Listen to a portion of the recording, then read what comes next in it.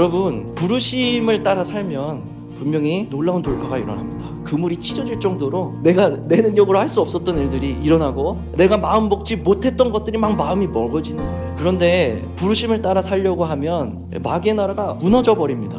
그러니까 마귀가 엄청 방해를 해요. 요셉이 노예로 팔려나가는 것과 같은 그런 방해들을 직면하게 될 것입니다. 그래서 부르심을 시작하는 것은 믿음을 경험하면서부터지만 부르심을 계속 우리가 지켜나가고 포기하지 않을 수 있는 것은 사랑입니다. 요한복음 21장에서 예수님께서 부활하신 뒤에 베드로에게 다시 찾아오셔서 이렇게 물어보십니다. 시몬아, 네가 나를 사랑하느냐? 네가 나를 사랑하느냐? 네가 나를 사랑하느냐? 3번 물으시죠. 우리가 너무 잘 아는 것처럼 앞에 2번은 필레오로, 끝에 한 번은 아가페로 물어보셨습니다. 필레오는 인간의 사랑이에요. 네가 사람의 마음으로 날 사랑하느냐? 마지막으로 물으신 게 아가페, 하나님의 사랑으로 네가 나를 사랑하느냐? 무엇이 다를까요?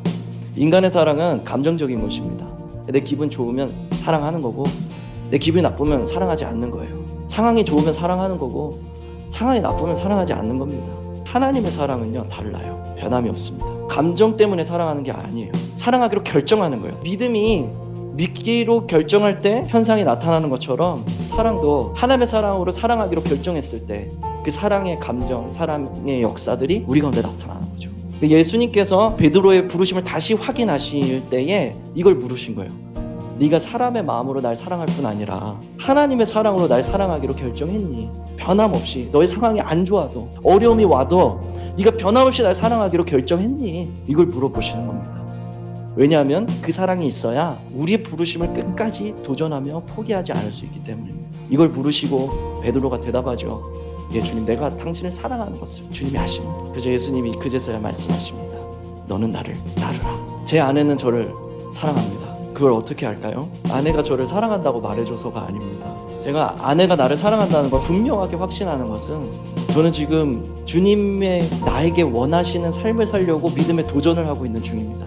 이 믿음의 여정이 어떻게 끝날지도 모르겠고 어떻게 진행될지도 모르겠습니다. 이거는 정말 모험이죠. 앞날을 기약할 수 없는 모험인데 이 모험을 내가 떠나겠다고 했을 때 아내가 저를 따라와 주었습니다. 왜일까요? 저를 사랑하기로 결정했기 때문이었습니다. 사랑하면, 하나님의 사랑으로 사랑하기로 결정하면 우리는 어떤 어려움이 와도 주님을 따라갈 수 있습니다. 여러분 기억하십시오. 부르심은 여러분들의 능력을 뛰어넘는 새로운 세상을 여러분들에게 줄 것입니다. 그런데 그 부르심은 엄청난 도전 앞에 서게 될 것이고 그 부르심을 쫓아갈 수 있는 힘은 주님을 하나님의 사랑으로 사랑하기로 결정하는 것입니다. 우리가 주님의 부르심을 따라 걸을 때 우리는 의무감으로 따르는 것이 아니라 주님 당신을 사랑하기로 결정했습니다. 어떤 시련이 와도 어떤 아픔이 와도 주님만을 사랑하기로 나는 결정했습니다. 이 사랑이 우리의 부르심을 강건하게 만들어주는 것입니다. 사랑하는 여러분, 저는 믿습니다. 여러분 각자 한 사람 한 사람을 향한 하나님의 분명한 뜻과 계획이 있으십니다. 여러분이 거기에 그 뜻을 알고 그 뜻을 행하기 시작하면 마귀의 나라가 무너지는 역사가 일어날 겁니다. 정말이에요. 그 일을 못하도록 마귀는 막을 거예요. 여러분 사랑함으로 끝까지 부르심을 따라 걸으셔서 하나님의 역사를 이루는 통로로 쓰임받으시길 바랍니다.